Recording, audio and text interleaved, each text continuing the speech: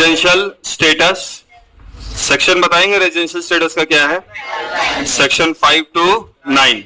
Revision time कितना लिखा हुआ है, 20 मिनट्स। जब आप रिवाइज करें और याद करें तो आप अपना फर्स्ट रिवीजन का टाइम, सेकंड रिवीजन का टाइम, थर्ड रिवीजन का टाइम और फोर्थ रिवीजन का टाइम आप नोट करते रहे और कोशिश करें कि हर 15 दिन या 1 महीने में एक बार इसको जरूर रिवाइज कर लें। और जब आपको सिर्फ 20 मिनट का ही रिवीजन का टाइम है और जब आप अपना टाइम यहां पर लिखेंगे तो वो हो सकता है आप 25 मिनट लिख रहे हो या 30 मिनट लिख रहे हो, क्योंकि आपको याद भी करना पड़ेगा। तो धीरे धीरे जब आप second revision, third revision, fourth revision करेंगे तो वो टाइम रिड्यूस होता जाएगा। आपका फर्स्ट रिवीजन का टाइम अगर लिखा हुआ है तो आपको इंप्रूवमेंट का स्कोप के बारे में पता लगेगा, लेकिन अगर आप लिखेंगे नहीं तो आपको इंप्रूवमेंट के बारे में पता नहीं लगेगा। इसके बगल में लिखा हुआ है, did you memorise? If no then you must memorise within 24 hours.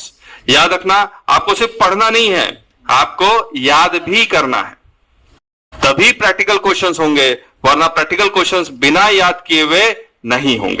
तो याद करना भी जरूरी है।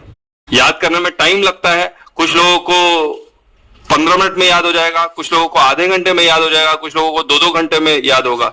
लेकिन अगर आप पहले 2-3 चैप्टर इनकम टैक्स के याद कर लेते हैं तो चौथा, पांचवा, छठा चैप्टर याद करना आसान हो जाता है, क्योंकि इनकम टैक्स में जितने भी वर्ड्स और यूज हो रहे हैं वो आप इजीली आपको याद आने लगते हैं, तो आप अच्छी तरह से आप लिख भी पाते हैं। लेकिन अगर आप याद ही नहीं करेंगे तो आपको जो इनकम टैक्स में जो वर्ड्स यूज हो रहे हैं वो आप लिख नहीं पाएंगे।